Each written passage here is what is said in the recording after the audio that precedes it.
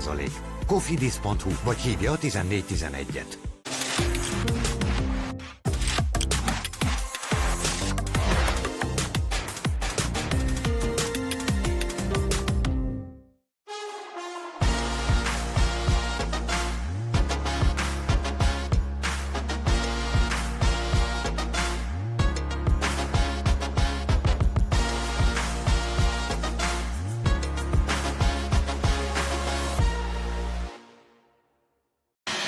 Jó napot kívánok mindenkinek, kedves nézők! Ahogy Jesper Jensen fogalmazott, tehát nincs ennél nagyobb bajnoki rangadó a világ női kézilabdázásában, és az is biztos, hogy nincs ennél nagyobb rangadó, vagy nagyobb meccs a magyar kézilabdázás őszi szezonjaiban, hiszen a nőknél, ahogy Medzék is mondták, nem a bajnoki döntő, hanem ezek az egymás elleni mérkőzések, azok a két nagy csapat, a Győri Audi Eto KC és az FTC Rail Cargo Hungária között, amelyek meghatározhatják a bajnoki cím kimenetelét. Nagy érdekessége ennek a mostani rangadónak, hogy már az 5. fordulóban rendezik. Az előző szezonban például kimondott kérése volt a két csapatnak, hogy csak január elején kerüljön sor először rangadóra.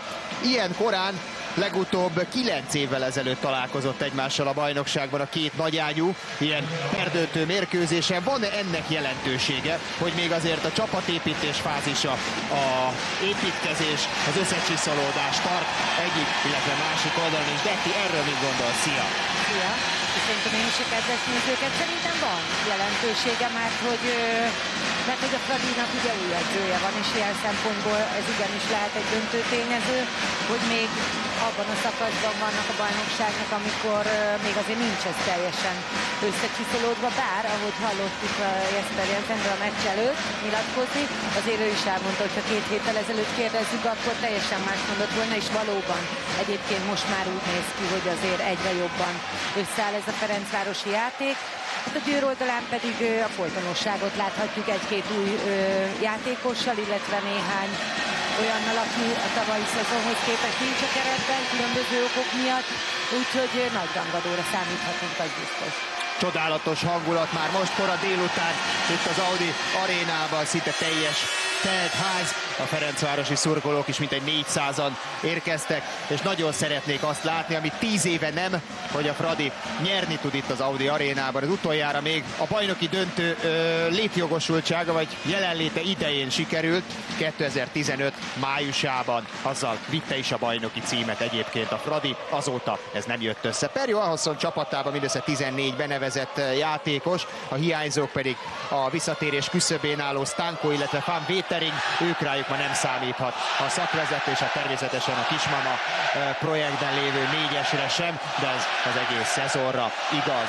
Fantasztikusan meggyőző eddig az egész évben Perjo Ahasson csapata, és ez a bajnokok ligájára és a bajnokságra is egyaránt igaz. 8 meccs, 8 győzelem, egyetlen egy szoros találkozó, az Esbjerg elleni, mondhatjuk szokásos, egygólos siker. Azt az Esbjerget már nem Jesper Jensen irányítja, úgyhogy úgy tűnik, hogy ez nem rajta múlott, de a Ferencváros már igen, és a dán szakvezető első nagy rangadójára készül a győriek ellen, ráadásul itt az Audi arénában.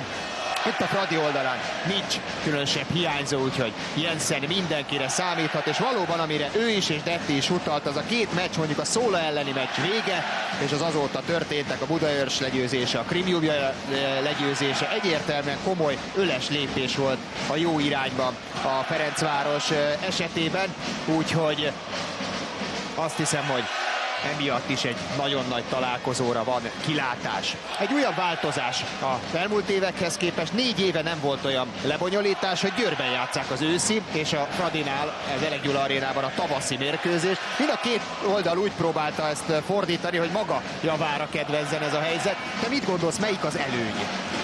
Hát nem tudom, tényleg eddig úgy volt, ahogy visszaemlékszem én is az utóbbi évek rangadóira, hogy a Fradinál kezdtek, és a Fradi általában megismerte azt a mérkőzést, úgyhogy utána már a Győrnek volt egy olyan győzelmi kényszere, ami azért őket nem nagyon szokta összenyomni, valljuk be, de hogy rajtuk volt azért ez a kényszer, hogy nem veszíthettek egy pontot sem, és az utolsó, vagy a vége felé megrendezett hazai meccsükön dőlt el a bajnoki címet, ez most megfordult ez a dolog. Hát kíváncsi vagyok, mit hoz ki a csapatokból. Azért, amit elmondtál, hogy meg amit itt hallottunk a felvezetőben is, hogy ez egy óriási mérkőzés, és nem csak mi magyarok nézzük ezt nagyon izgatottan és kíváncsian, hanem más nemzetek is követik ezt a meccset, mert tényleg nagyon fontos és nagyon színvonalas meccsek szoktak lenni. Úgyhogy én azt hiszem, hogy mindenki nagyon várta ezt, és nagyon izgatott ez a meccs miatt. Úgyhogy egyáltalán nem mindegy, hogy ki van hazai pályán, de azért azt is hozzá kell tenni, hogy mind a két csapat biztos, hogy 100%-osan felkészült erre a meccsre, és mindent bele fog adni. Úgyhogy majd meglátjuk, hogy hogyan alakul. Nagyon fontos lesz egyébként a kezdés. Szerintem, hogy a Fradi meg tudja állítani azt a győri rohamot, ami mostanában teljes mértékben jellemző a Győrre, hogy jó néhány góllal elhúz a meccs elején. Ez nagyon nem lenne szerencsés a Ferencváros számára, ha így alakulna. Zöld színátmenetes mezében a Bajnokok Ligája címvédő, a bajnok Győri Audietto KC, és zöld-fehér csíkos mezében a Magyar Kupa címvédője, a Ferencváros csapata. Mind a két együttesben van egy francia és egy magyar válogatott kapuvédő, ezúttal a franciákkal kezdenek, Glozerrel és Sakóval, akik valóban főszereplői voltak szinte az összes egymás elleni mérkőzésnek az előző szezonban. Elhagyja a labdát az Eto'o, Jörgen bizonytalankodott, ferencvárosi ellentámadás és egy Sakó védés rögtön az elején. X-Tat zicserét hárította. Az első szabálytalanságot Kanor követi el, a Bóc László Wiedemann Viktor duó, egy rutinos játékvezetői kettős fújja a rangadót. A két csapat 114. egymás elleni mérkőzésén. Az elmúlt évek tapasztalata most már hosszú-hosszú időre visszamenőleg az volt, hogy Győrben az Eto'o nyer, bárhol máshol találkoznak, akkor meg a Ferencváros. Legyenek ezek bajnokik a Népligetben, vagy éppen kupadöntők valahol vidéken. Kanor betörését állítják meg Dulfer vezérletével a győriek. Szóval lehet-e töréspont ez a mai mérkőzés ebben a mintában, Betty?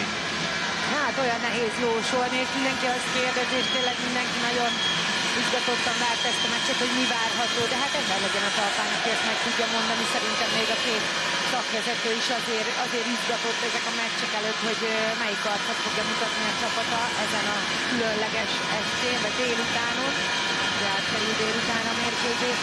Úgyhogy én sem bocsátkozok itt nagy jóslásokba. Hamarosan mindjárt meg fogjuk tudni. És ugye, amiről beszéltünk az elején, a kapusok szerepe és a kezdés szerepe, hát ezt rögtön itt láthattuk is, hogy egy zicser Sakó hárított, és milyen fontos volt. Kettő perc maradt a passzívból, amikor a győriek majdnem megszerzik a labdát, de ez még egy ferencvárosi szabaddobás.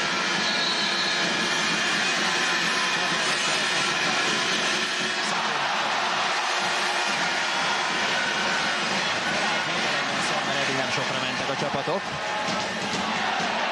Meglátjuk most az Eto'nak mi jön ki ebből. Bruno de Paula csak támad.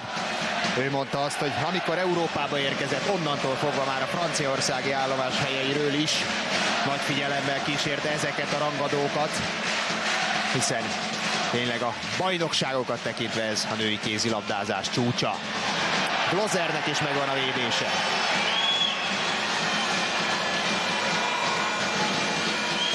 Dimitrieva. Fogel. Újabb szabaddobás. Azon a bizonyos januári meccsen a Népligetben, amikor 23-18-ra nyert az FTC, akkor kapott ki utoljára 60 perc alatt a Győr csapata. Azóta 35 győzelem és egy rendes játékidős döntetlen, ez a kupa döntő, amit ugye aztán hetesekkel elveszítettek a győriek. De ez van benne a tarsolyban. Dimitrieva. Fogel. Lagerkvist lép ki rá.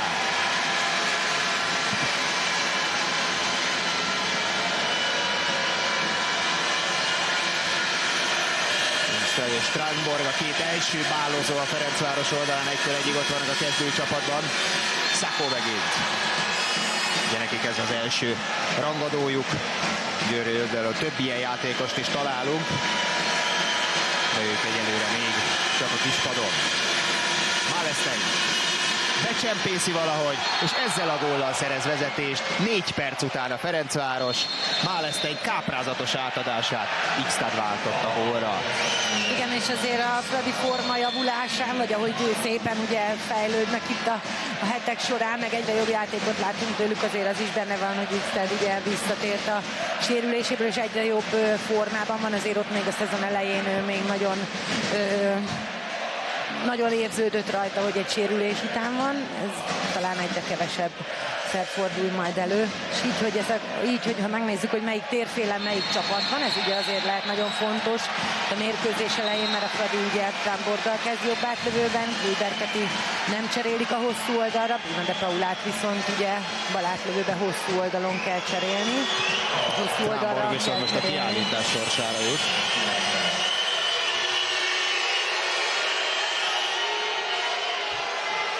És Bruno de Paulát is kiállítják a játékvezetők. Elég hevesen indul a meccs, még 5 perc sem telt el, és már egy páros kiállítás megy. De Paula nehezményezte, hogy magára húzta őt Tramborg. Az, hogy ilyen lassan kezdődik a meccs, de és 5 perc alatt egyetlen gólt láttunk, ez kedvező a Ferencvárosnak, mert ugye itt kulcs szó volt, hogy valahogy a Győr fergeteges kezdését meg kell fékezni. Igen, hát Elveregyelik. most már ugye azt mondhatjuk, hogy ez az első 5 perc az megnyugtatóan végződött a Fradi számára, tehát nem lett itt egy ilyen rögtön egy úthenger, és akkor itt több gólos különbség, ezt nagyon szépen megoldották. Üres kapuval egyenlítettek a győriek, és most üres kapuval szintén létszámfölényben próbálkozhat a Ferencváros is. Már a Kluiben is a pályán. Málesztein. Dimitrieva. Cvijic. Passzív a játék. Dimitrieva. Óriási gól. Hatalmas gól volt, azt igen. a mindenit. Sánc mellett az egyenes fölsőt lőtte, miután itt egy kicsit kitartja. Igen, érdekes volt, már leszálló ágban volt, amikor ellőtte, úgyhogy tényleg a Sánc mellett kellett előni, fölöttem is tudta volna. És talán már egy picit azt gondolták, hogy ez meg lesz, ez a Sánccal, de nem. Hausser hosszú passz, Fodor Csenge a lábára ejtette.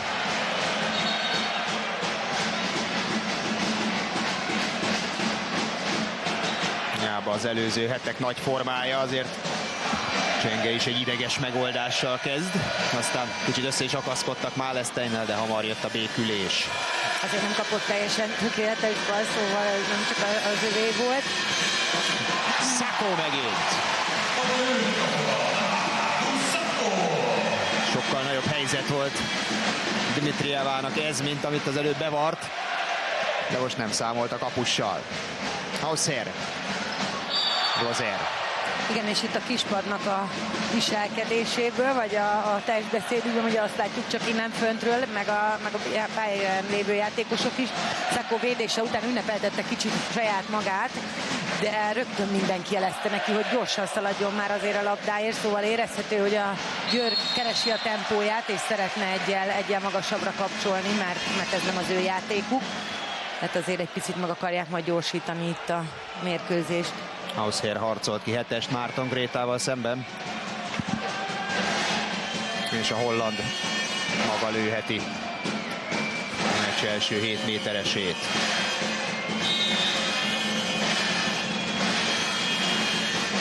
Belövin, ugye a kupa döntő hetes párjában ő volt az egyetlen győri, aki képes volt belőni a hetes Rozernek. Ez ma is így kezdődik.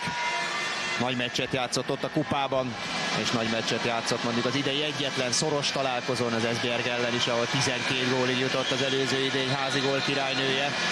Elképesztő első győri szezonjában 226 gólt lőtt Lione Hausser. Ennél többet a Győr elmúlt 2,5 évtizedében csak bizonyos Dörbic Anita és Nora Mörk tudott egy szezonban produkálni. Tramborg teszi ki a szélre. Málesztein. Nagyon jó kényszerpassz volt. Egy félfaltos helyzetből Tramborgtól. De Paula. Jó előkészítés. Glozer. Állítja az első szélső zicsert. nehéz, bár a meccs elején vagyunk még, úgyhogy nem valószínű, hogy ezek a lövések befolyásolni fogják a végeredményt majd, de azért nagyon fontos egy ilyen rangadón a zicserek kihasználása, vagy kihasználatlansága, úgyhogy erre azért a Győrnek jobban oda kell majd figyelni a későbbiekben. Trambor kapja. Sacco védi.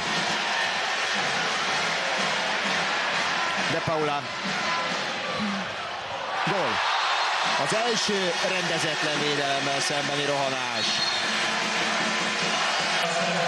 De Paula 9 perc után 3-3-nál egyenlít.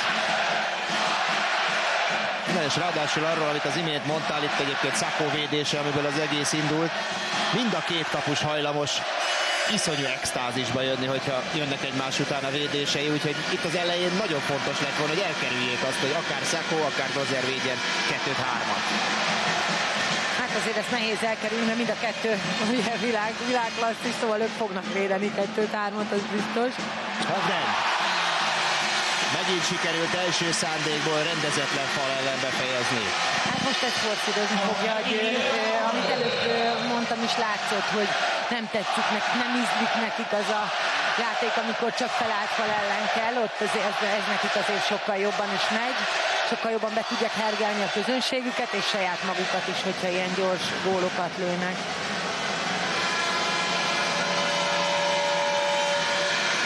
Dimitrieva. Vogel. Trambor tennéle. Márton mentett. Vogel. Kemény küzdelem árán. Néz ki, hogy ő lett az egyik haszonélvezője ennek az új edzőnek, az új rendszernek. Nagyon sok labdát kap, nagyon eredményesen játszik Emily Vogel. Igen, ugyanezt akartam mondani én is, hogy nagyon gólerős, nagyon magabiztos, és úgy látszik, hogy egy olyan önbizalmat sugároz, vagy talált magában, ami abszolút a játéka javára válik. De Paulát rántották le egy újabb 2 percért a Ferencvárosiak. Vogel a kiállított játékos. Iménti volt a 45. gólja a szezonban, ez a Fradi 10. meccse. Ezzel a házi góllövőlista élén áll holt versenyben Kluiberrel.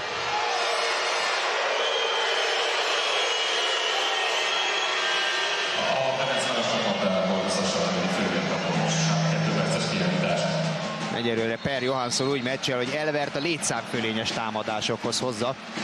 Ő ugye a Győr egyik újonca ezen a rangadón.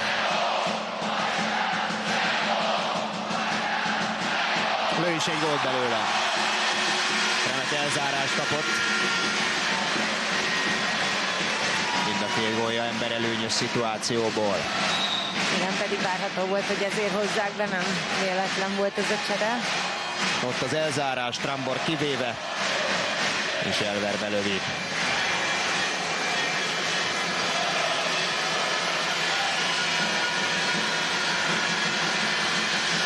Tanor.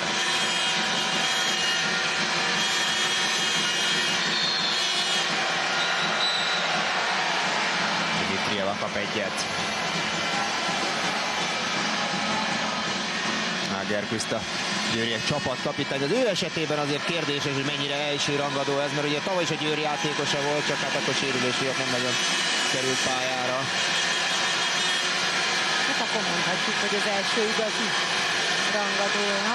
Nagyon jó labdaszerzés, Fodor robbant ki, üres kapusgól, 2-vel vezet az Eto, ez most egy 4-1-es sorozat a győriektől. Mit szól hozzá Jesper Jensen? Látszott a szándék, Fodor jól elolvasta ezt a paszt. Igen, és ugye egy bejátszót is láthattunk erről a meccs előtt, hogy a Győr most eddig is azért Fodor csenge sok labdát szerzett, de mostanában még inkább próbálják ezt a védekezést erőltetni. Nagyon jó ütembe lép csenge ott bal szélen, és sok labdát is szerezni. Nőfer nagyon magasan, Tanort állítja meg. Egyelőre még nem nyúlt az időkéréshez Jensen.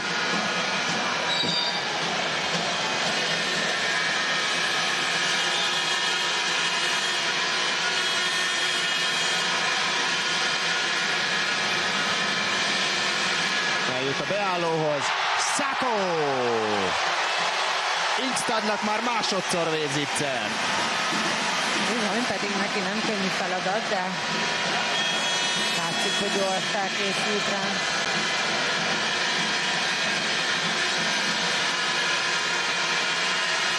Dmitrieva.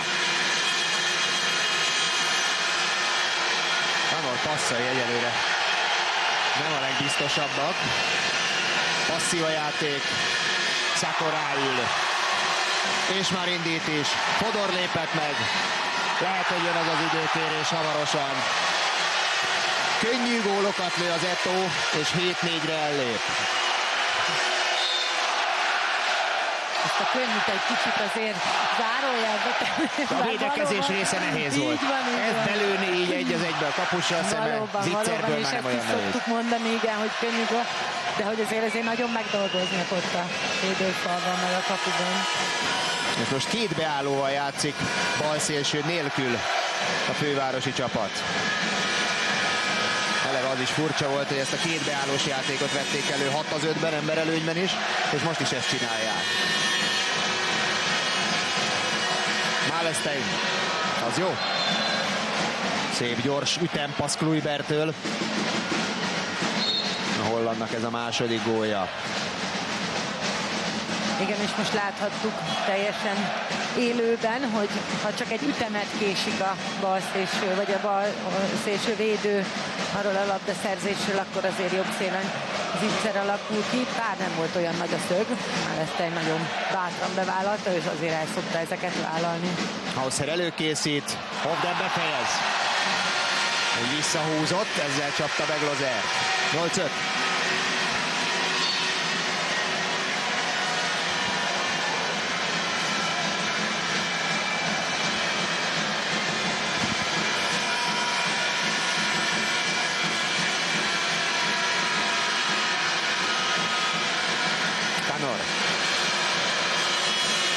Switch indult kintről. Dmitrieva. De Paula meg tudta faltolni. Bizony a kettes védő lép fel egészen az irányítóra. Ilyenkor úgy kell fellépni, hogy ne is tudjon tovább passzolni. Akkor éri el ez a védekezés a célját. Kluiber üti még le. Sacco. Ez mindenkinek magas. Lozer azért rizikózott.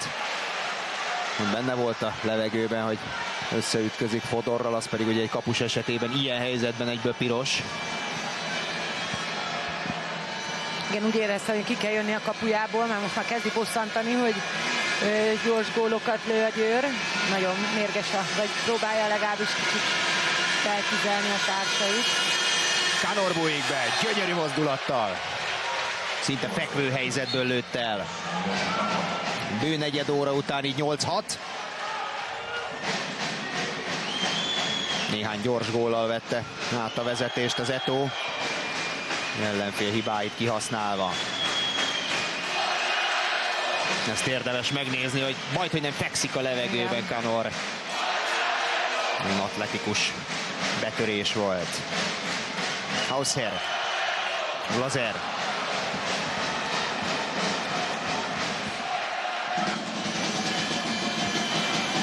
Vogel.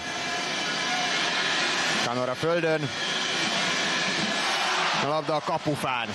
Málestein lövése nyomán. Pedig felzárkózhatott volna egy gólra a Fradi. És akkor már megfogalmazhattuk olyan nyugodtan, hogy azt a 5-1-es hullámvölgyet azt időkérés nélkül lábon kiharta Jesper Jensen csapata, de nem sikerült feljönni -1-re.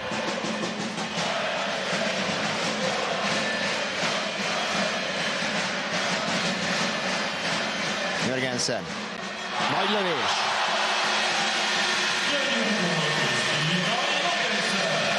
Ugyan nem az átlövő erőről a leghíresebbek a győri játékosok, de azért, hogyha ilyen 8-9 méterre odaengedik őket, mint ahonnan most Jörgensen lőni tudott, az már nekik helyzet.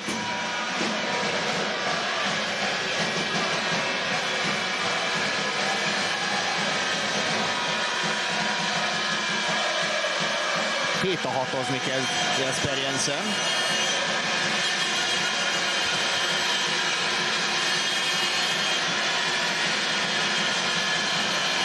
Dmitrievát faltolja meg Christiansen.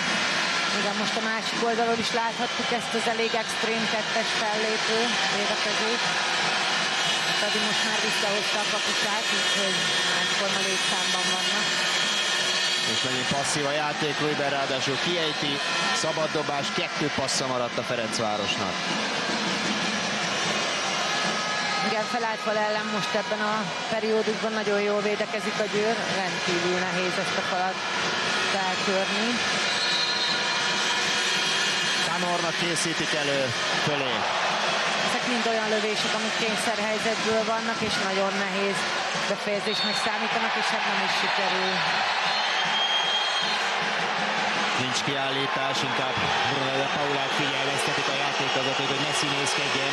Hát igen, ez valóban az volt, azért már Lujber Katrin ott se volt, amikor még ott dobott magán egyet. Hát, vagy így a visszajátszásban nem is biztos, hogy úgy volt, ahogy mondtam.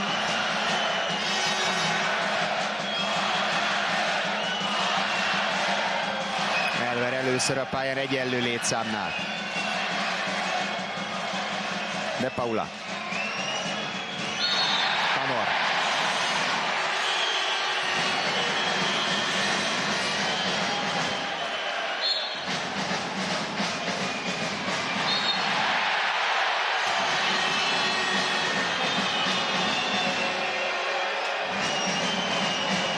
Kóvel szerette volna, törölnek, ez elmaradt. De majd most törölnek. 4-ért támad, a 4 gólos előnyért a győri csapat. Hát, mutatja, hogy eléggé lefékezett a Ferencváros lendülete mondjuk 3-3 után. Igen, mert felállt fal ellen azért mind a két csapatnak nyilvánvalóan sokkal nehezebb a gólszerzés. Ez a Fradira most még hatványozottan is igaz, és nem tudnak labdát szerezni, illetve kapusvédés is elég régen volt már. Gyönyörű figura, egy mögéfutás, és Elver lövi a 10. gólt. Először 4 a különbség.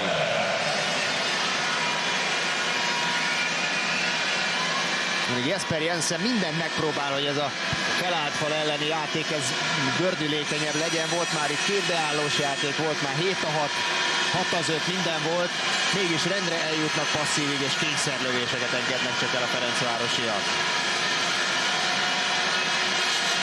Tanor. Beteszi, Ingstad. 9-esről. Igen, nem találja a játékot a Fradi egyáltalán. És mondhatjuk a másik oldalt is, remekül védekezik a Győr. Nagyon agresszívak, rengeteget faltolnak. Megállítják már, amikor elgondolja egy Fradi játékos, hogy cselezni szeretne, vagy lőni, vagy passzolni, azonnal megfaltolják és megállítják. Még a szándékát is elvegyék tőle. Tanor, a szép passz. De Ingstad egyszerűen képtelen gólt lőni Szakónak. Harmadszor nyeri meg ezt a párharcot a francia. De Paula, Hausher büntet. És amíg a Fradi támad 1 percet, vagy mi hagyja az Inter, a Győr 10 másodperc alatt gólt szerez.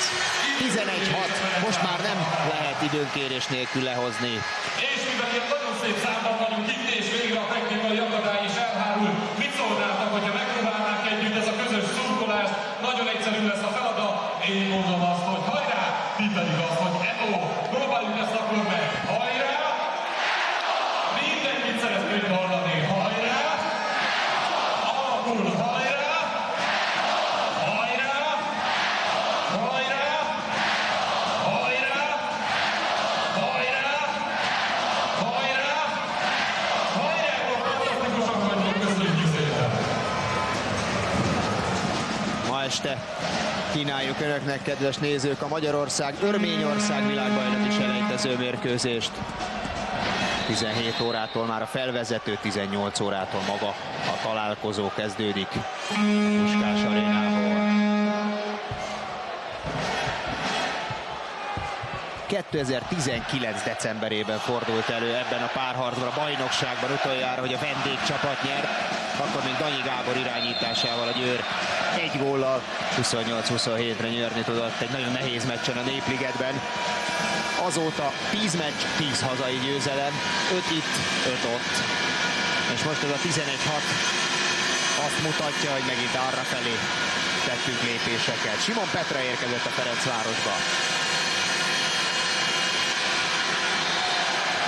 Igen, és most ez egy olyan sor a Fradinál, amit azért tavaly nagyon sokszor láthattunk, ugye Cvics ellen, Mili Vogellel, Simon, Kluber megpróbálják, hát ha Cvics nem tudta elkapni, de Fodor sem.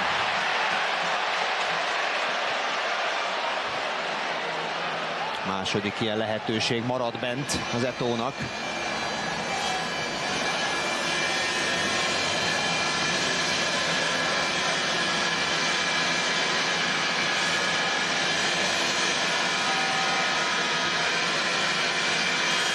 Vogel.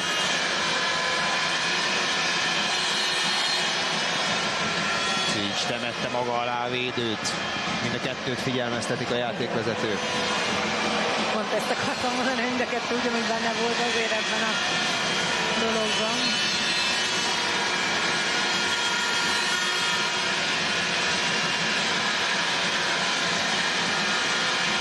Simon. Vogel, Cvics, Bruno de Paula elviszi, Hovden roboghat. Nem jött össze az időkérés utáni ferencvárosi akció sem. 4-4 volt még a mérkőzés állása, most pedig már 12-6, egy 8-2-es rohanásban a győriek. Igen, egy Glozernek nagyon nehéz dolga van, kiszolgáltatott helyzetben van az összes lövésnél, nem jó a visszarendeződése sem és a védekezése sem. Málestein nem tud javítani, és egy inkább partizán akció volt, mert állóhelyzetből úgy döntött, hogy beviszi rossz szögben, és valami lesz. Hát egy újabb szákóvédés lett.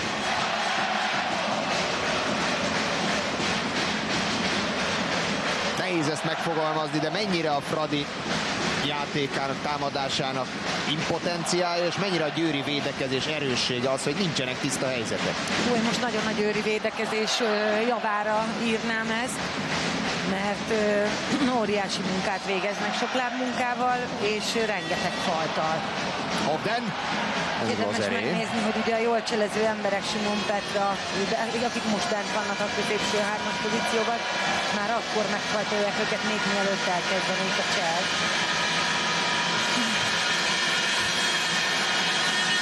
Nem hagyják kibontakozni a Fradi támadóit egyáltalán. Simon most Christiansen állította meg. Nagyon hiányoznak azok a kimaradt zicserek is, ugye 3 is volt beállóból, volt szélről is. Ahogy mondtuk is az elején, egy ilyen rangadón az zicsereket egyszer nem szabad kihagyni, mert az nem marad büntetlenül, az biztos. Kluiber lövi át. És megint passzív. Per Johansson még inkább biztatja a csapatát, hogy még följebb menjenek bátran védekezésben. Kluiber. Jócskán fölé. Hát nem is tudom, mikor volt utoljára olyan, hogy tiszta helyzetig jutott a Fradi. Ingstadnak volt egy beálló zicsere az elmúlt 10-12 percben, és ennyi, az összes többi kényszer megoldás. Igen, nagyon nehéz azért mindig felállt fal ellen támadni, de most már 24 perce lassan. Azért ez elveszi az ember erejét, meg az ötlet ebből is kifogy egy idő után. Szóval ezért nagyon szerencsés, hogyha van egy olyan szakasz, amikor labdákat tudnak szerezni, vagy kapusvédés után tudnak gyorsan futni, és akkor, ahogy te mondtad, egy-két könnyű gólt szerezni, azért nagyon tud dobni egy csapat játékán. Így azért nagyon nehéz. Per Johansson kéri ki az idejét.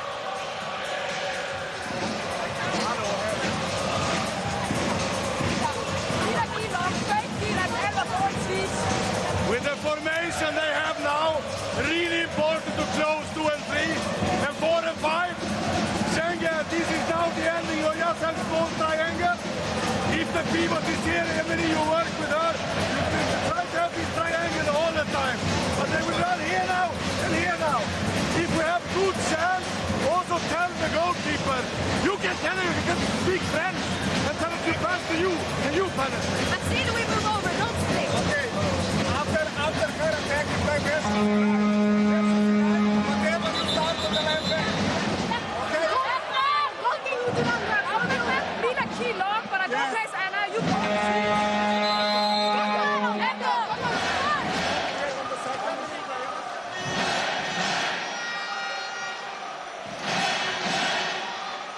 Sakho ezúttal is főszerepben, de hát nagyon sokat tesz a győri védekezés azért, hogy ő neki ennyi védése legyen és ilyen jó arányban. Gloser amíg felállt védelemmel szemben kellett, hogy támadjon az Eto'o, addig hozzátette magáét, azóta, amióta kapja a lerohanásokat, azóta nem nagyon tud segíteni. Jörgensen. Elver. Gloser. Egy átlövés most szépen kitolt. Kluivert. Ramborg. Lenyűgöző azért azt az összhangot és azt az energiát látni, ahogy a győriek védekeznek. Lábmunka eszméletlen magas szinten, nagyon sok a besegítés, segítség, tolódás, és a kezek is aktívak, ahogy mondtad, akár 12 méteren is simán faltolgatnak. Igen, és azért ez a 6 gólos erőny ad egy olyan nyugalmat is nekik, hogy még több magabiztosságot láthatunk majd tőlük, tehát most azt hiszem, hogy már itt a kezdeti néhány, talán 5 perces izgalom, meg puhatolózás után azt hiszem, hogy ez egy megnyugtató előny nekik hazai pályán. Kluivert megy kifelé, és ront újabb lövést. 6 gólnál 25 perc alatt a Ferencváros. Hát igen, ez egy nagyon beszédes szám. És ebből a 6-ból 4 már az első 10 percben megvolt. Igen.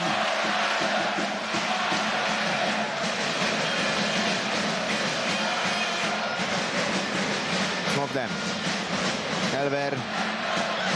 Kluivert. Most egy szemfüles labdaszerzés.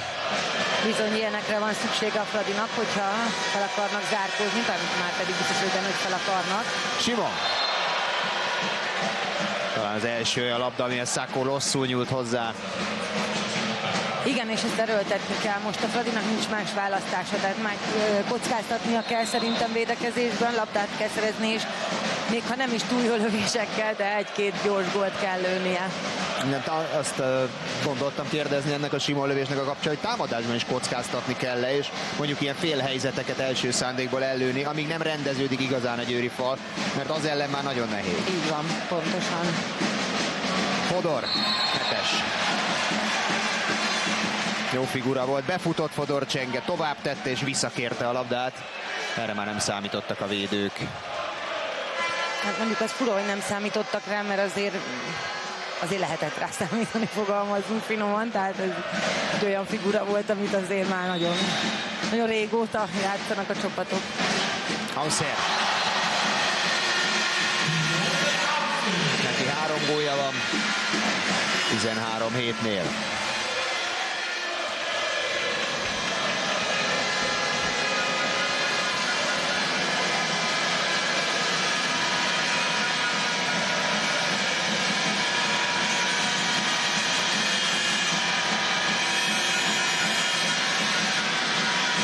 Fogel. Tramber kapufa. Most aztán Sakhónak fogalma se volt, hogy hol a labda, még mindig nem találta meg. Ezt akartam mondani, és ez egy egészen jól kialakított helyzet volt, már amennyit ugye felállt fal ellen ki lehet alakítani, ez most egy jó lehetőség volt a Fradi előtt. 28. percben lép a pályára Lindblom. Jelző, hogy azért bőven van tartalék még a győri pakliban. Fodor, szép előkészítés, szép gól. Ebben a percekben Csenge lép elő főszereplőnek. Fogel. Dorcsenko azért az utóbbi időben elég gyakran főszereplő. Igen, ez a szezon róla is szól. Igen. Győrben. Különösen a Bajnokok Ligájában nagyon eredményes, 4 meccse, 23 gólja van. Ezzel szemben a Fradinak nem volt lövése még balszéről, ha jól emlékszem, nem is nagyon ment ugye a labda oda, tehát... Igen, egyetlen egyszer Kluiber egy hosszú passzal legalább megkóstoltatta Márton Brétával a labdát. Kramborg megint, ez meg blokk.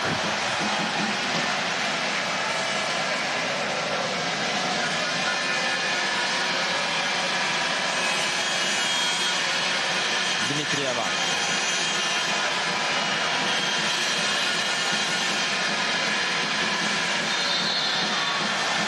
Huber bevarázsolta Instad kezébe, de esély nem volt befordulni. És már csak 3 passz.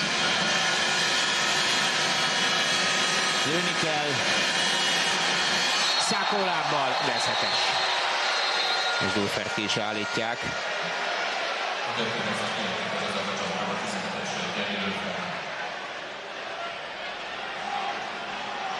Itt volt a fal, de elég jól alkalmazták az előik szabályt itt a játékvezetők, mert ha ezt belövi Tramborra, akkor megadják, és úgy jön csak a 2 perc.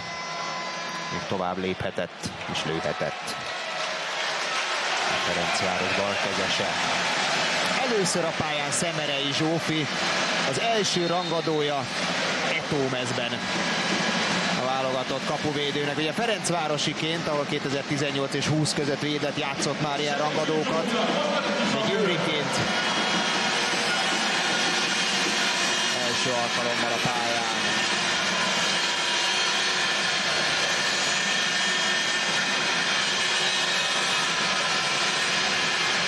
Kluiber 7-esét nem tudja védeni.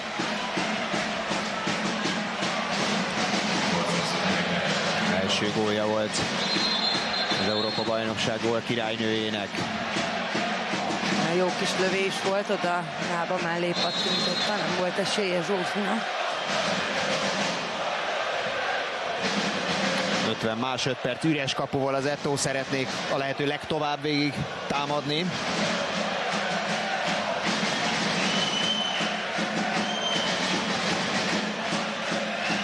Hausher. De Paula. Jörgensen. Ez a falt jól jött, nem volt még passzív, Jensen reklamálja is, hogy miért nem tették fel még a játékvezetők a kezüket, most teszik fel. Nem, bocsánat, most teszik fel. Most igen, De Paula. Marad még 2 passz. Hausher. Hozzáér még Lozer. Na mire lesz még ideje a Ferencvárosnak? Hát sok mindenre nem. Tramborg gól, de időn túl, mondják a játékvezetők. Azért ezt meg fogják talán nézni. megnézik, igen. De valóban úgy tűnt, hogy időn túl van már.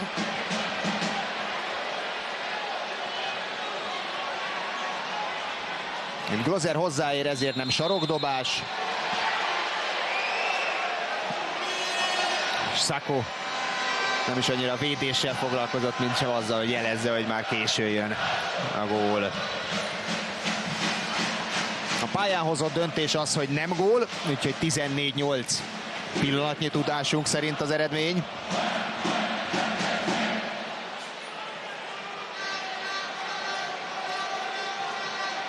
Szépen előtte egyébként a sánc fölött. Akartam mondani, és nagyon messziről. Szép gól volt.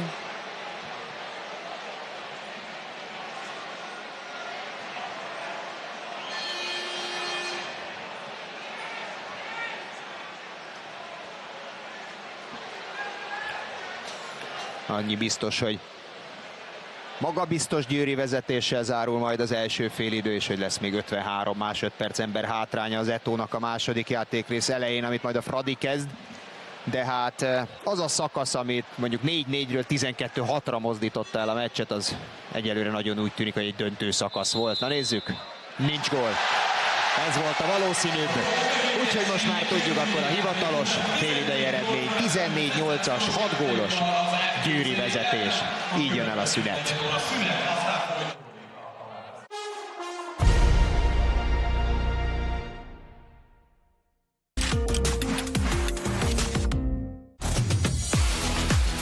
rangadóval kezdődik a női idény. Az előző szezon 4. és 5. helyezettje egymás ellen indítja a bajnokságot. Fátum Nyíregyháza, Bávelőre, Tipmix Pro női röplabda extraliga mérkőzés. Ma délután 3-kor, hódolatlanul az egész világon, élőben az M4 Sporton. Ha hétfő, akkor kézilabda magazin. Bízom benne, hogy ez hagyomány lesz. Magyar bajnokságok, válogatottak, nemzetközi kupák. Háttér, különlegességek, szakértők. Jó a hangulat, úgyhogy mindenki várja a következő szakaszt. Kézilabda magazin. Hétfőnként, kódolatlanul az egész világon, élőben az M4 Sporton. Remek játék a nyitányon. 30 ponttal kiütéssel nyer, teljesen megérdemelte a szolnoki olaj. Jöhet a folytatás a görög fővárosban, nehéz ellenféllel, nehéz környezetben. AEK Atén, Szolnok, kosárlabda bajnokok ligája csoportmérkőzés. Szerdán este fél hétkor, élőben, online az m4sport.hu. Hertesnél lehet kapni. Figyelj, megveszed egy ekkora egy hatalmas vésli, imádom, hallod, most azonnal, egy szokoládi. Azt beszélünk, ma este a Dunán.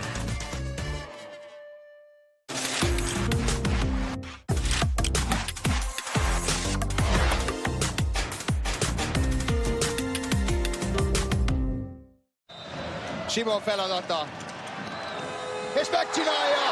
Bronzérmes Magyarország az Európa-bajnokságon! A következő műsor megtekintése 12 éven aluliak számára nem ajánlott. Mondták itt a telekomák, hogy dumaljak egy kicsit a szolgáltatásaikról, de arról én nem tudok, csak a sajátomról. Ez a krumpli tegnapi? Mai. Kár. Mert nálam a vevő mindig variálhat, mint a Feri. Nem, Feri? Megkóstolhatom? Tiéd le. És választhat mindig valami extrát is. De nem ízlik. Amit szintén bármikor variálhat, mert ő tudja, hogy mit akar. Sós vagy édes? Ja, legyen édes. A variálhatóság tényleg nagy érték, ezért nálunk is szabadon alakíthatod otthoni szolgáltatásaidat. Új TV és internet csomagodban igényeid szerint kapcsolhatod ki be az extrákat. Ez is egy országtuning. Telekom. Bármi is hajt és bárhová tartasz, gondoskodj a bőrödről minden nap. Mert ha törődsz a bőröddel, magaddal törődsz. A Bepanten kenőcs gyógyítja a nagyon száraz, repedezett bőrt. D5 provitaminnal, amely regenerálja a bőr védőrétegét. Bepanten, a bőröd védelmezője. Keresd a 100 g-os Bepanten kenőcsöt 14% kedvezménnyel az almagyógyszertárakban. A kockázatokról és a mellékhatásokról olvass el a betegtájékoztatót, vagy kérdezze meg kezelőorvosát, gyógyszerészét. Glamour napok a Mőmaxnál. Most 20% kedvezmény szinte minden termékre, október 9-e és 12-e között. Válogass kínálatunkból október 15-től már Székesfehérváron is. Mőmax. Trendben otthon. Torokfájás. Tantumverde. Számíthatsz rá, ha fáj a torkod. A kockázatokról és a mellékhatásokról olvass el a betegtájékoztatót, vagy kérdezze meg kezelőorvosát, gyógyszerészét. A felhőtlen nyaralást mi garantáljuk. Foglalja le álmai útját december 31-ig 30 000 forint per fő előleggel, árgaranciával és ingyenes lemondási lehetőséggel. További információkért látogasson el irodáinkba, vagy nézze meg online www.cartagotours.hu. Gyakran fáradtnak, irritáltnak érzi a szemét. Occutane Sensitive Plus nedvesítő szemcsepp gyors enyhülést hoz érzékeny szemének. Keresse az Occutane Sensitive Plus szemcseppet 15% kedvezménnyel a szimpatika gyógyszertárakban. A kockázatokról olvassa el a használati útmutatót, vagy kérdezze meg kezelőorvosát. Az amerikai ízvilágot megkóstolni igazán megéri. Hétfőtől a 300 g-os amerikai palacsinta 799, az 500 g-os panírozott csirkemellcsíkok 1999, a 250 g-os Jelly Beans cukordrazsé 799 forint. Lidl. Igazán megéri. Ő Emma, ő pedig az immunrendszere, aki megvédi. Az immunrendszerét pedig az Actimel segíti, ami D és B6 vitaminokat tartalmaz. Ezek a bélrendszerbe érve felszívódnak a véráramban és támogatják az immunsejteket. Actimel. Támogasd az immunrendszered. Itt az új Actimel Plus. 3-as hatás a 3-féle támogatásért.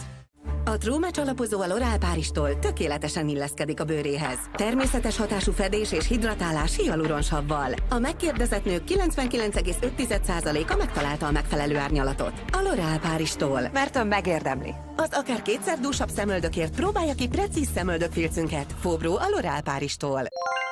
Választottál már? Válasz például a Lenovo Tab P12 táblagépet pompás kijelzővel, vagy a Xiaomi Smart Band 10 okos karkötőt, és kezdj el sportolni! És holnapra már megérkezik. Ha éjfélig megrendeled, délelőtt az Alzaboxban leled.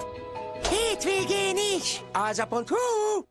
Nálunk megtalálod a stílust és a kényelmet. A Pepco-ban mindent megtalálsz az őszre. Fedezd fel szuperáru őszi kollekciónkat, és élvezd a hangulatos mindennapokat.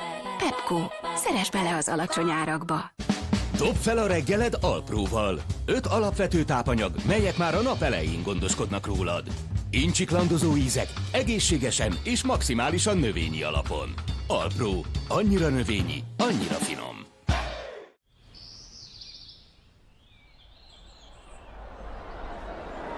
Nemzeti Sport Európai Futballidény magazin. Már kapható az újságárusoknál. Mi sem természetesebb, mint a szabad légzés ritmusa, amíg közben nem szól a hurutos köhögés.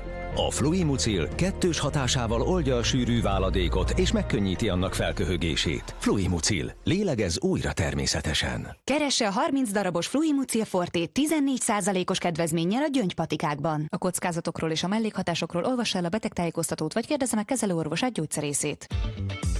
Futózásukon jöhet a magas sarkú, de leírhatatlan érzés, amikor végre levehetem, és belebújhatok a Skechers cipőmbe. Csak belelépek és kész. Nem kell hozzáérnem, se lehajolnom. Ráadásul elképesztően kényelmes. Próbáld ki a Skechers cipőzt. Ha lemaradsz valami fontosról, mert megfáztál, bízd magad az Aspirin Komplexre. Kettős, egyedi összetételének köszönhetően segít szabadabbá tenni a légutakat, valamint csillapítja a lázat és a fájdalmat. Az Aspirin Komplexsel kontroll alatt a megfázás. Keresse a 20 darabos Aspirin Komplexet 14% kedvezménnyel az Alma gyógyszertárakban. A kockázatokról és a mellékhatásokról olvassa el a betegtájékoztatót, vagy kérdezze meg kezelőorvosát gyógyszerészét. Ami hallhatóan friss, az igazán megéri. Maximális frissesség, kedvező árakon. Hétfőtől a 100 g-os sertéstarja 349, a 95 g-os sajtos nosztalgia kifli 139, a 150 g-os edáni sajt 399 forint.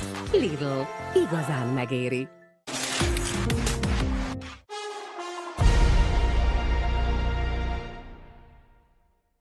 Detti, mi lehet itt most a optimális gondolkodásmód? Ebben a meccsben kell még gondolkodni mondjuk a Fradinak, vagy az oda-visszavágós egymás elleni eredményes helyzetben, hogy mennyi legyen a különbség, minimalizálni a hátrányt, és így tovább, és így tovább.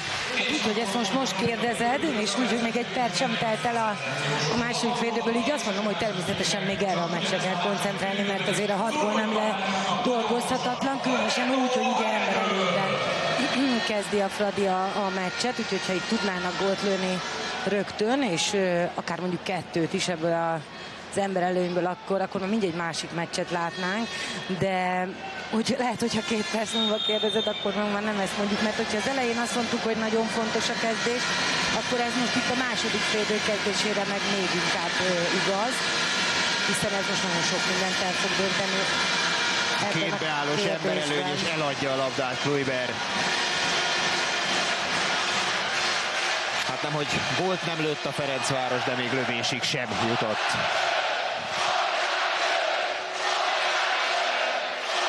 Igen, és ezek mind olyan elszalasztott lehetőségek, amik a felzárkózáshoz elengedhetetlenek lennének.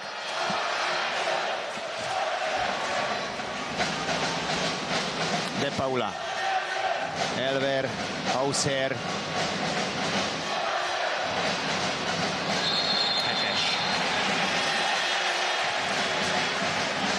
és ezzel a 7-essel le is telik a kiállítás.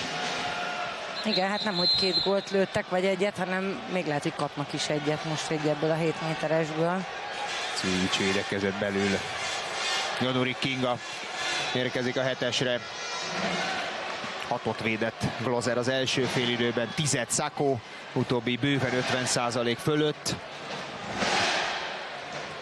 De hát nagyon sokszor nem volt olyan nagyon nehéz dolga a kényszerlövésekkel. Hausher. Még ebből a szituációból is a Győr jön ki jobban. Így a Fradi kezdhetett emberelőnyben a második félidőben.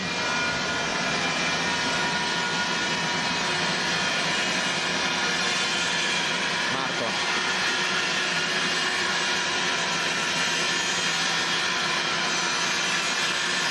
Vogel.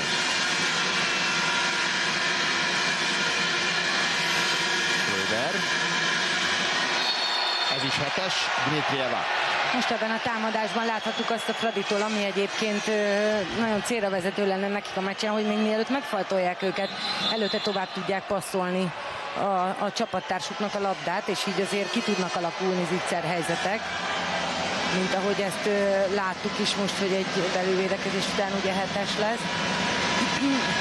Szépen még a faltok előtt tovább játszották. Röder Szemereinek már belőtt egyet, Szákónak nem.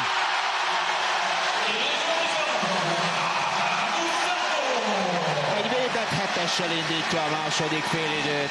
Szákó a legjobb pillanatban bontott le. Igen, és azért ilyenkor már nem lehet azt mondani, hogy Szákó azért véd csak jól, mert ugye a győri védelem mennyit segít neki, mert ugye ez most egy teljesen egy helyzet volt. Hát Szákó egészen elképesztő ezen a mai napon. Jó bejátszás Lagerqvisthez.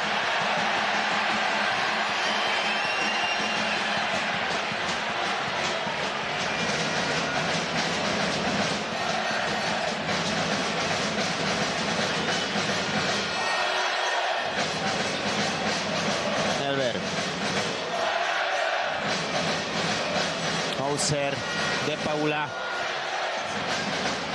Nehéz volt, már összeszedni is nehéz volt ezt a paszt. Hovden a nehezét megcsinálta, aztán a még nehezebbet, a lövést abból a egyensúlyvesztett helyzetből már elrontja. Dmitrieva.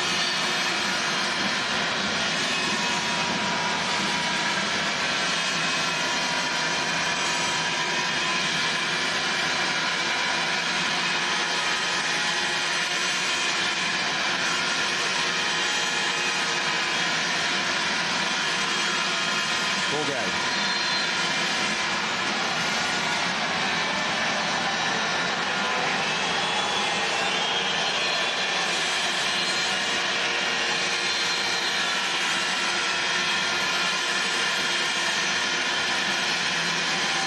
Kluiber.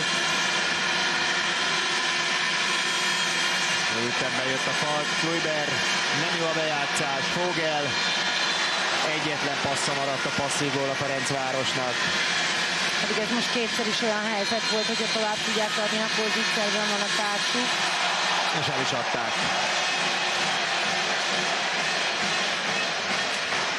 Christiansen. És most állítja meg. Szákó a támadást. Igen. Lassan ott tartunk, már annyi mindent láttunk majd tőle, lassan egy gólt is fog dobni. Hasonlóan kezdődik a második félidő is, mint az első 4 percnél is több telt el. Egyetlen egy gólt láttunk, azt is 7-esből. Ez a plusz 8-ért támad az Audietto KC. Meg is van, Elver negyedik góljával az 1-es 2-es között lép be. 16-8. 34,5 perc alatt kialakul az a különbség, ami májusban a végén. Kluiber. Ott most nem rendezte a sorait hátul a Győr.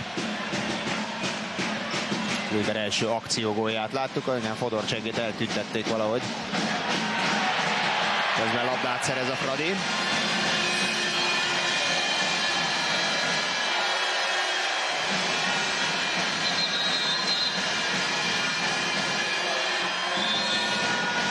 Igen, és az, hogy hagyják magukat faltoltatni, ha lehet így fogalmazni, vagy nem mennek tovább a faltból, nem passzolnak tovább a faltból, ezzel azért a Győrnek segítenek.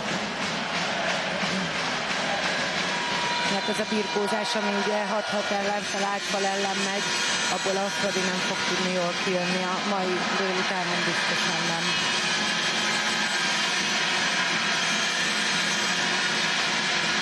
Kluiber, szépen jár a labda, Málesztej. Ilyen figurákra lenne szükség, a gyors passzok, pontos passzok, ütemben helyzetig vezetnek. Fodor a másik oldalt, az is gól.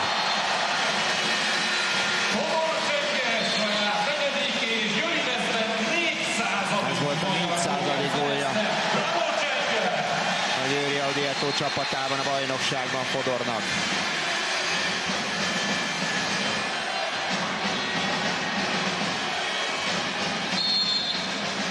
Érezte az irányt Glozer, a combjával talán hozzá is ért, de ez kevés volt. Igen, nagyon pontos lövés volt. Márton. Malestein, Sacco.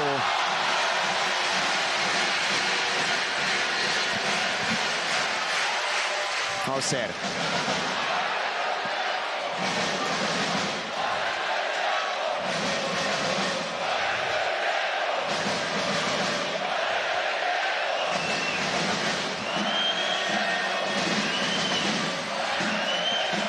És ha csak egy pillanatra megengedi, hogy nosztalgiázok, azért nagyon-nagyon jó érzés úgy kézilabdázni, hogyha egy ilyen kapus van az ember mögött. Mert azt érzi egy játékos, hogy bármit megtehet, mert ha esetleg hibázik is, akkor is van, aki kihúzza a bajból, és ez egy olyan fajta magabiztosságot és önbizalmat ad a támadásra is, meg a védekezésre is, ami el tud dönteni egy ilyen rangadót. Elver. Estében dobta el a labdát, de már harsan a síp. Most lett passzív, 4 passz még van.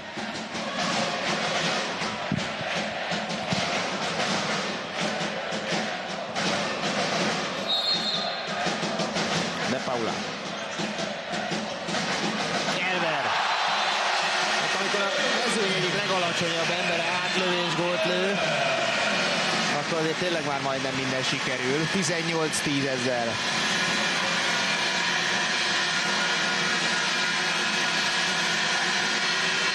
Kemény ütközés Christiansen. Dmitrievának nagyon fáj.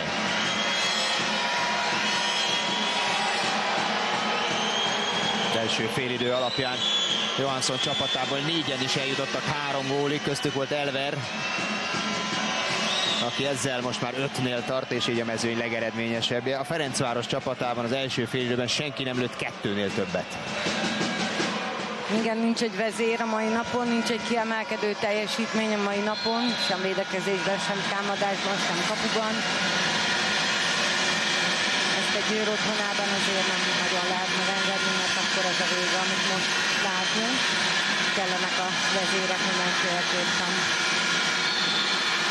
Megint a Dmitrieva Christiansen páros. Vogel. Röjber, Sacco. Christiansen, Fodor, gól. És megint robog a Győr tengere. Fodor csenge is 5 gólos már.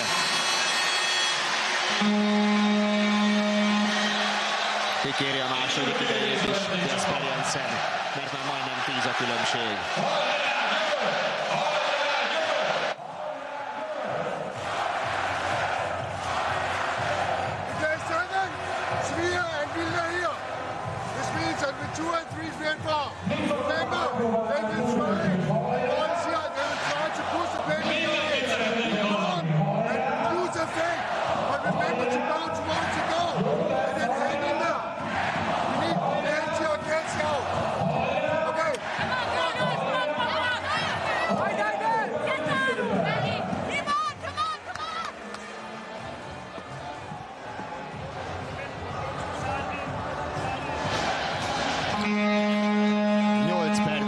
Detti, ugyanazt a kérdést, ha felteszem. Hát, hogy is szólt a kérdés? Ebben a meccsben kell még gondolkodni, vagy már a szezonban? Igen. Én azt hiszem, hogy most már inkább a szezonban. Tehát igaz, hogy még azért sok idő van hátra, de nem látom most azt a Fradiban egyáltalán, hogy ezt a meccset meg tudná fordítani. De azért azt viszont jól tennék, hogyha nem túl nagy különbség lenne itt a vége, mert akkor a tavaszi visszavágón meg aztán már nagyon nehéz helyzetben, hogy nehéz dolguk lesz. 7-6.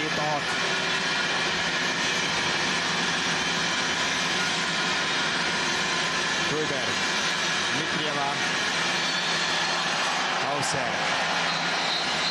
Hát volt most is a beálló üresen. Egy-két másodperc, de... tapadta volna. De lehet, hogy már nem bíznak benne, hogy ő be tudja lőni Sakónak. Nem jó ez a birkózás, nem, sokkal hamarabb kell passzolni, faltok előtt kell passzolni. Fogel.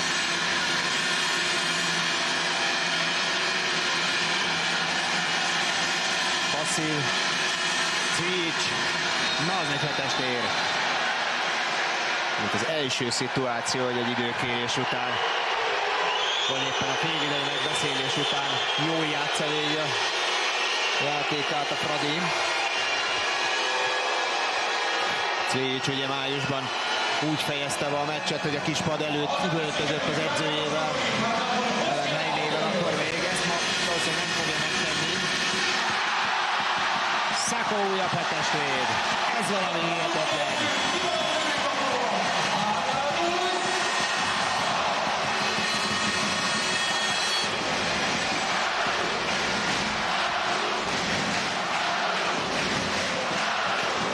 Most lábbal. Röjber után Máleszteinek is. Ott folytatja, ahol a hétvégén abba hagytak. A 17 védéssel 49%-a volt a Beszterce ellen a meccs egyik legjobbja. Ma azt hiszem, hogy még az 50%-ot is fölülmúlja. De Paula. És hogyha előbb arról beszéltem, hogy milyen könnyű egy csapatnak ilyenkor, amikor ilyen kapus, vagy milyen jó érzés ilyenkor, ilyen kapus van mögötte, akkor azt ugyanúgy el lehet mondani a másik oldalról is, hogy iszonyatosan demoralizáló az ellenfélnek. Megy össze a kapu? Igen, teljes elbizonytalanodás, és már nagyon próbálja helyezni az ember, és akkor meg ma még úgysem sikerül, szóval ez egy nagyon nehéz helyzet most a Fradi oldalon. Hausser fölé durrantott.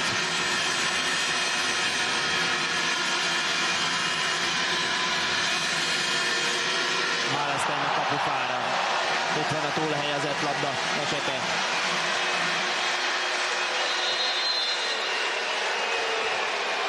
Lüberket le is vihette volna akár, de valahogy ez nem az a meccs, amikor bátran kéziznének. 3 szezonnal ezelőtt volt itt Győrben egy olyan meccsük, amit azért kiütéssel 31-20-ra nyerte az Eto.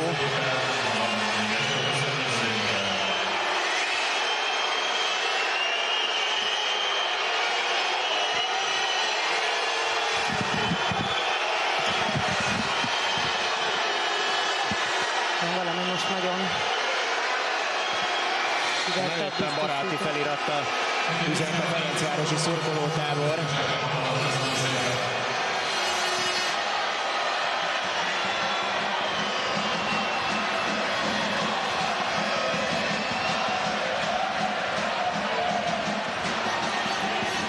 De Paula. Nem tudtam elképzelni, mi történt, hogy ilyen hangorkám volt, de már látjuk.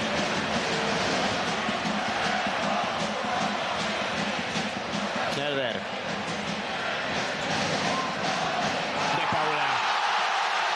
És amíg ő is beindul, 10-zel vezet az Eto. Fodornak kiállítják.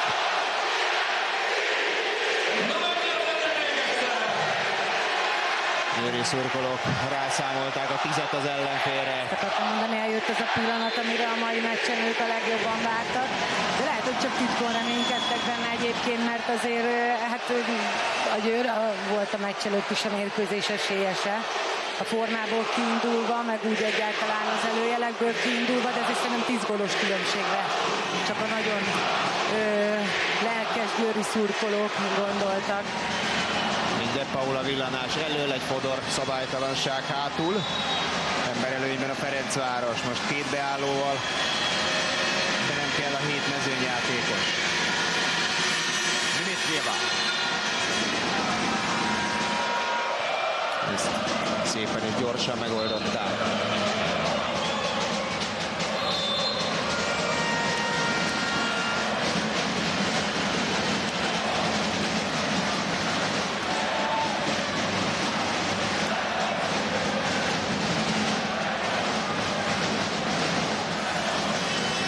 Jörgensen. Elver. Nem nagyon tud ma hibázni. 6 lövés, 6 gól. Cvijic a földön.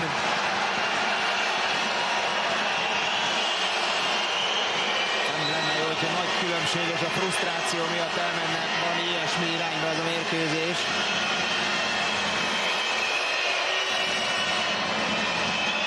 Hausher volt ott mögötte. Őszintén pontosan nem láttam, hogy mit csinált vele a holland. Egyszer csak elterült a Fradi beállósa. A győri szurkolók közül is valaki videózná, hát videózzák a játékvezetők is. Nézzük meg. Megtámasztott a hátulról. Cvijic összerogyott. Váratlanul érte, kicsit hátra is bicsaklott a nyaka.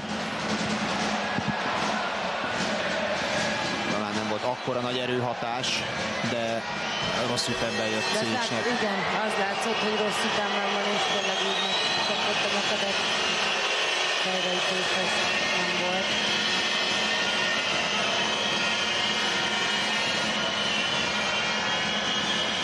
Reméljük, hogy nem lesz ennek súlyos egészségügyi következménye. Nagyon reméljük, de egyelőre a pályán ápolják. Nyakát fájlalja nagyon Cvijic.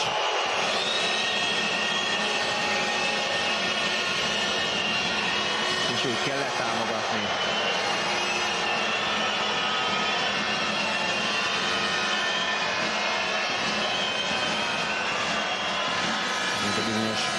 Ostorcsapás sérülés, amikor a nyak így hátra bicsaklik. Azért veszélyes dolgokat tud okozni. 2 percet odaadnak, kettős ember hátrányba kerül az Eto'o. Na hát, ha valamikor van esély úgymond a bajnokságot menteni a Fradinak, akkor ez most egy ilyen.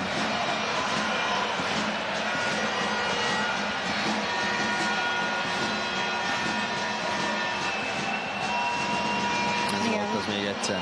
A 2 percet azért megérte a kétkezes part miatt, a lökés miatt.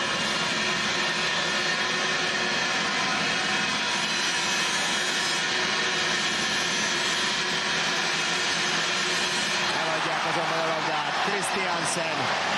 4 védő győri oldalon, és így is labdát tudnak szerezni. Elképesztő, hogy mennyire maga alatt van a Ferencváros. Akartam mondani, hogy ez azért sok mindent elárul ez a passz a mai mérkőzésről, mert ez egy óriási hiba volt, és egy elég gyermetek hiba, és ilyeneket azért nem szoktak a Fradi játékosai elkövetni. És nem az első, mert amikor elkezdték a második félidőt emberelőnyben, ugyanezt csinálták. A második paszt eladták. Christiansen. Győrnek most semmi más dolga nincs, 5 mezőnyjátékossal, mint a lehető legtovább támadni. De Paula, ő nem így gondolkodott. Nem jól gondoltam, mert akár üres kapura lehet gólt. Janorik nem lőtt el, Bordás. Reménytelen. Még így is van idő. Rujber. Dmitrieva. Bordás. Hát nem a tökéletes helyzetet találták meg 6-4-ben a ferencvárosiak.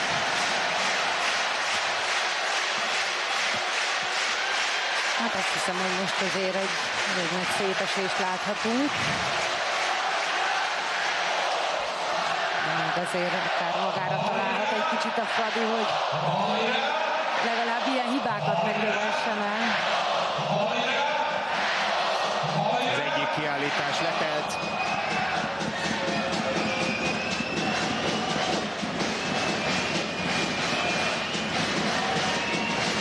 De Paula 1-1, Elver, Christiansen nehéz szögből is bepattintja Janorik Kinga kapujába. 22-11. Ott tartunk, de ettől, hogyha most Jensen utolsó időkérése után kicsit magához is tér a Ferencváros, akkor is -11. És igen, már nem tudom, hogy mire lehet visszahozni. meccset.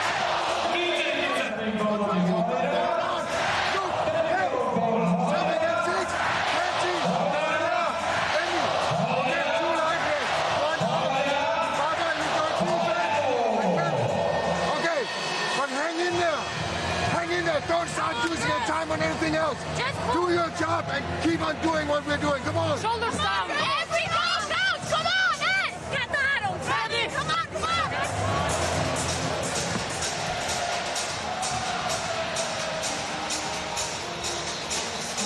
on. Magyarország, Örményország még ma este, kézilabda magazin hétfő este, és a portugál-magyar VB-s elejtező kedden az M4 Sport következő napjainak fő vonala.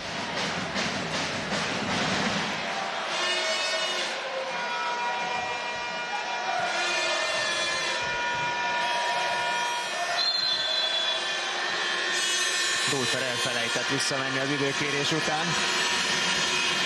Még időben mozgósították őt a győriek. És ha már ott van, akkor belekap ebbe a paszba. Elviszi ezt is az Eto'o. De Paula, üres kapu. Hát nem jól jött ki ebből sem a Ferencváros. Nem, nagyon pontatlanok ezek a passzok. Hát ott volt most is a helyzet igazából. Megcsinálták azt a 7-6-ot, de ennyire pontatlanul passzolni, vagy gyorsan rossz megoldást választani, azért én már nagyon régen láttam a Fradi játékosait, hogy mindannyian ilyen sokszor elkövessék ezeket a hibákat. Most itt is a következő. Elver, ez is üres kapu.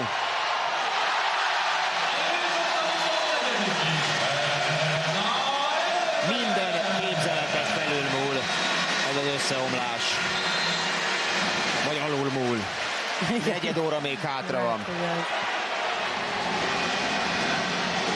De ezzel a mérkőzéssel lehet, hogy nem csak ez a meccs, hanem a bajnoki szezon is. Ha nem is dől el, de nagyon közel kerül hozzá, hogy eldőljön. Hallenstein mellé.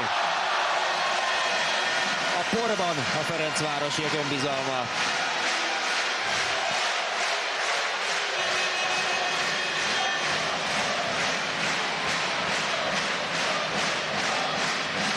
Igen, teljesen látszik rajtuk a teljes szétesés, és azért ezt a Győrtől már láttuk, akár az idei szezonban is, BL mérkőzéseken is, meg a magyar bajnokságban is, hogyha ők azért beindítják a hengert, vagy hagyják nekik, hogy beindítsák a hengert, akkor az borzalmasan nehéz megállítani.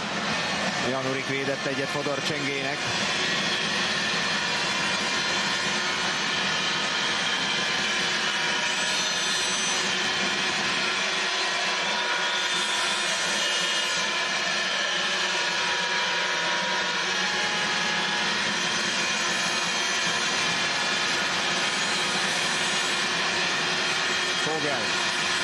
Jó passz. Ingstad most tud nyerni egy pár harcot Szákóval szemben. Igazából azon dőlt el ez a lehetőség, hogy Christiansen kirontott labdát szerezni, és így hiányzott a védekezésből. Igen, de ez előfordult néhányszor, nem sokszor a mérkőzésen, de azért volt, hogy rossz ütemű volt ez a kilépés, amíg az elején céloztunk is, ugye nagyon jó ütemben kell, nagyon jó időzítéssel megtörténnie, és előzőleg azért csúsznak hibák. Volt már ebből zicser, de ugye eddig nem tudták kihasználni, most sikerült nekik. Elver nem kapta pontosan Jörgensen-től a paszt, lábára ejtette. És kettőt hibázott el egymás után az Eto'o. Simon.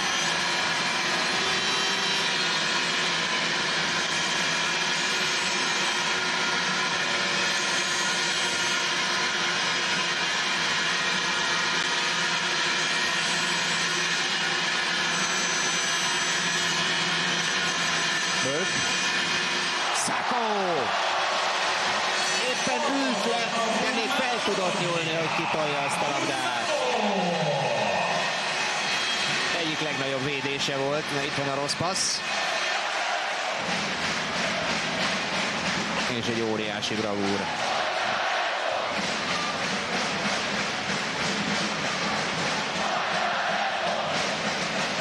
A kupa döntő óta, amit ugye hetesekkel veszített el a Győr a Fradival szemben, 20 győzelemnél tartanak a Rába partiak. Ez lehet a 21. a sorban. Rosenborg. Alestein. Sako ezt is betakarja. Egyszer nincsenek rá szavak, amit a kapuba művel. Hát erre már tényleg nehéz jelzőket találni. Mindent véd, mindenkit elbizonytalanít. Pedig ez most nagy szög volt, ki is tudott várni, de nem.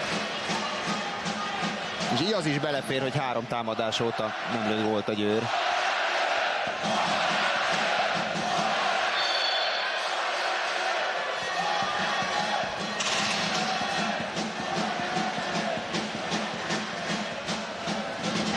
Jörgensen.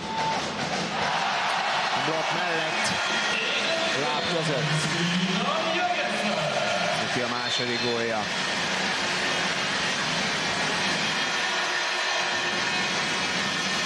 Tényleg csírájában elfoltják a Fradi kezdeményezéseit a győri védők. Akár ha a csapatjátékra gondolunk, akár az egyéni megoldásokra, mindent azonnal faltolnak és megállítanak. Christiansen újra a labdát szerez.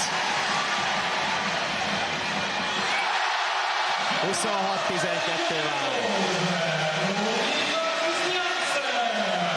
Lassan már 2 kiütésre is elég a különbség. Hát én azért Márton-Gréti helyében nagyon ki lennék akadva a csapattársaimra, mert még labdát se adtak neki egész mérkőzésen, nem hogy jó helyzetbe kerüljön, hanem úgy összesen egyáltalán nem, pedig Christiansen ugye kiugrik ott labdaszerzésre, és most nem az elsőt adják a kezébe. Azért ez nagyon adná magát, hogy bal oldalon azért meg lehetne játszani a szélsőt, meg hát szüksége lenne is a Fradinak arra, hogy picit szélesítse a játékát, mert ez a birkózás ez nem nagyon jó. Simon Petra ölt gólt, Balázs pedig labdaszerzés után szintén kihagy egy zicser. Sako.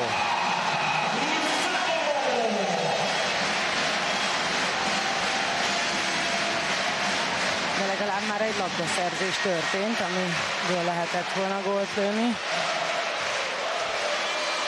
Nem biztos, hogy számított rá a fiatal Balázs Bítia, hogy szerepet kap ezen a rangadón. Hát nem valószínű, hogy arra gondolt, hogy -13-nál fog tudni beállni. Nem tudom, ez a szezon elejére, amíg építkező fázisra vezethető-e vissza, hogy oké, szembe találják magukat egy ilyen védekezéssel és egy ilyen kapussal, de hogy ennyire sebezhető módon szétcsúszson, összeomoljon a Ferencváros, ez azért nem kéne, hogy mondjuk egy összeérett csapatnál így megtörténjék. Ez egyáltalán nem kéne, hogy így megtörténjen, és nekem ez egy picit meglepő is, ha nem is teljes mértékben, mert benne volt egyébként így a meccs előtt a levegőben, hogy a Győr annyira extra formában van, hogy egy nagyobb arányú győzelmet is tud aratni, de erre azért szerintem, amit most látunk, senki nem számított, senki nem volt felkészülve. Úgyhogy ez meglepő, és nem is mutat túl jó képet a Fradiról. Mindennek ellenére azért nagyon az elején járunk még, és tényleg az építkezés fázisában vannak, hát ennél azért jobban kell majd építkezniük, már ezt az alapot, amit eddig fölépítettek, szerintem azt most azért lerombolták elég rendesen ezen a mai mérkőzésen, úgyhogy talán újra is kell kezdeni az alap újraépítését is. Valamint változtatni kell, az egészen biztos. Nagyon rossz időben jött nekik ez a győri rangadó, az biztos. Elver csodálatos 1-1-ből lőtt egy gólt, a Ferencváros pedig kiharcol egy 7 méterest. 5 góljuk van 22 perc alatt a második félidőben.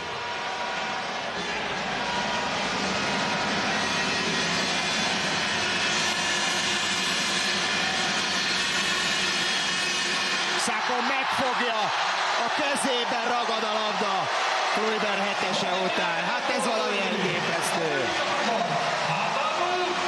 Ilyet mikor látott a világ? Így védeni 7-es. Úristen, hát ilyet szerintem nem nagyon látott még senki. Őrület, amit művel a kapuban. Mind a két győri kapust a hétvégi Bajnokok Ligája meccsen fejben lőtték, ez volt a 20. lövése Hatadu Sakónak, aki aggódott esetleg, hogy amiatt a fejlövés miatt gondjuk lehet a kapuban, hát az nagyon tévúton járt. Ráadásul ugye Szemereinek már volt is egy korábbi fejlődése és egy agyrázkódása ebben a szezonban, úgyhogy ott már nem az első ilyen eset volt. De hát Jensen az, aki vakargathatja a fejét. Per Johansson csapata egy tökéletesre csiszolt gépezet a mai napon is. Amely felmorzsolja egyszerűen az ellenfelét. Hauser 7-esezhet.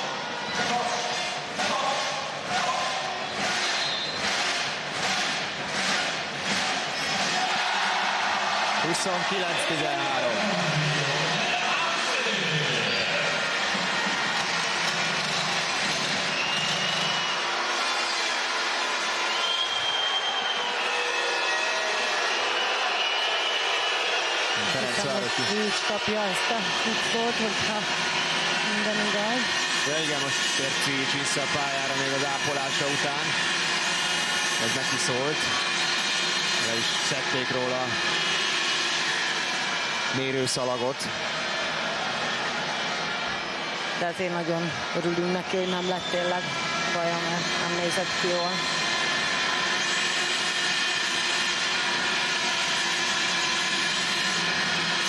Simon. De a ferencvárosi hölgyek talán egy kicsit a jó ómen miatt is a futballcsapat buszával érkeztek ide Győrbe, ugye a futballisták itt Győrben lettek bajnokok májusban, és akkor lehetett erre a buszra a 36-os számot felvarni. Jörgensen labdát szerez, és gólt lő. Lehet, hogy a női kézisek is bíztak benne, hogy egy ilyen kis kabala segíthet, és ez a busz majd őket is úgy viszi haza, hogyha nem is bajnokok, de tettek felé egy lépést, hát ez nagyon nem így alakul. Ezen a mai mérkőzésen és pont ellentétesen, igen, ez már 17.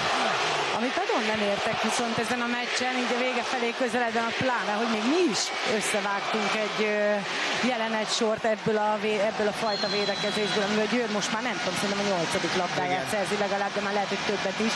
Tehát, hogy még nekünk az ennél sportnál is feltűnt ez a dolog, úgyhogy hát még akkor a Radi elemzői, hogy kielemezhették ezt, és mégis rengeteg hibát vétenek ebből. Mind ugyanez a keresztpassz, amit el tudnak vinni a győriek. Simon lő egy gólt. Neki a harmadik, a csapatnak a 14. 5 perccel a vége előtt. Fogden, szélső befutás. És egy bepattintott Zicser. A ferencvárosi szurkolók pedig elindulnak kifelé.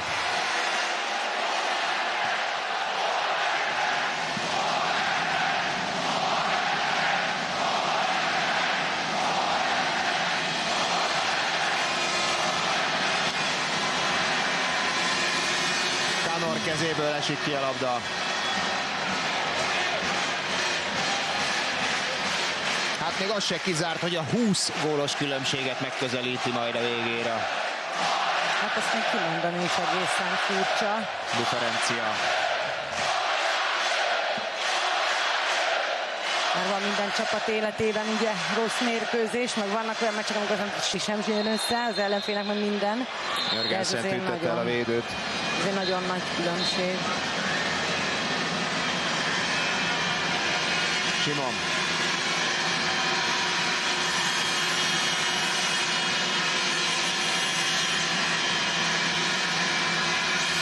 Két szakvezető egymás elleni utolsó meccs az előző szezon Final Fourjának elődöntője volt, amit a szokásos módon 1 góllal nyert meg Per Johansson Győrje Jesper Jensen Esbjerge ellen.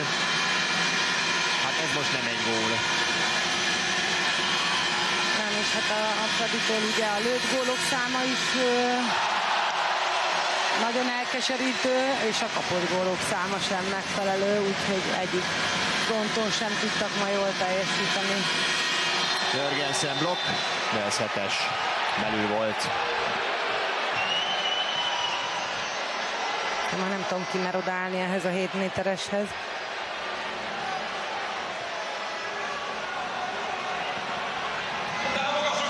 Rutinos játékosok csődöt mondtak oda a Simon Petra.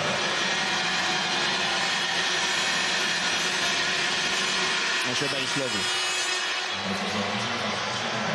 4 lövés, 4 gól. Talán ő a Az ő játéka a fény az éjszakában a Ferencvárosnál.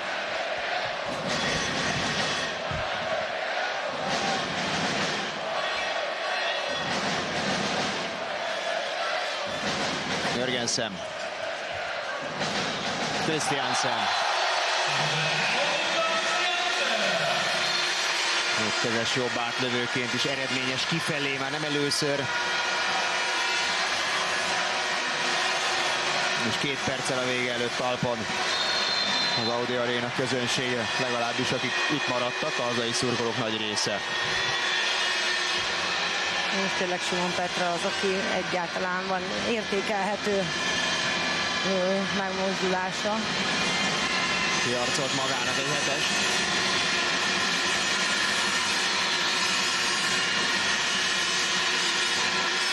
Amit be is lőtt. Most éri el a 8 szerzett gólt a Ferencváros a második félidőben is. 9 évvel ezelőtt volt egy ilyen, ehhez hasonló kiütés, azt akkor 17 góllal nyert az Eto.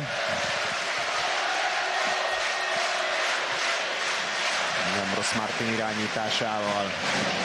Todor. Ez is 7 méter. Nem, ez belemennék, bocsánat. Igen, azért most már figyeltek erre a figurára, amit az első félidőben még el tudtak adni. Akkor csodálkoztunk rajta, de most azért kivédekeztő. Márton.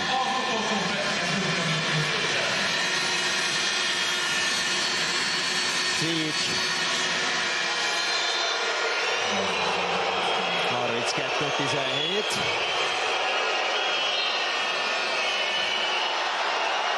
Jansson nem szeretné, hogyha alább hagyna a figyelem itt, most azért egy kicsit lazább volt a védelem. Ő beszélt egy ilyen oda-visszavágos párharc jelentőségéről. Fura dolog ez, de 7 hónap szünettel az oda-visszavágás.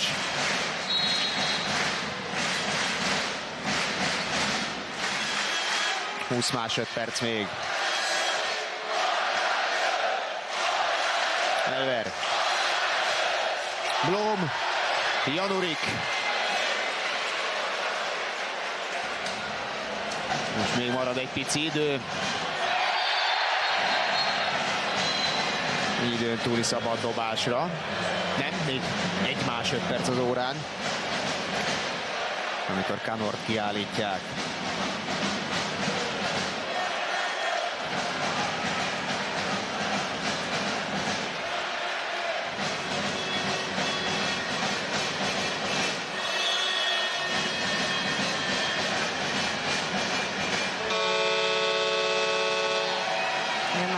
Hogy lejárjon az idő, és akkor így egy időn túli szabad dobás. Próbálja Jörgensen ide. Most Januriknak kellett még egyet védenie, de így is 32-17-re 15 gólos, kiütéses győzelmet arat a ragyogóan játszó győri csapat.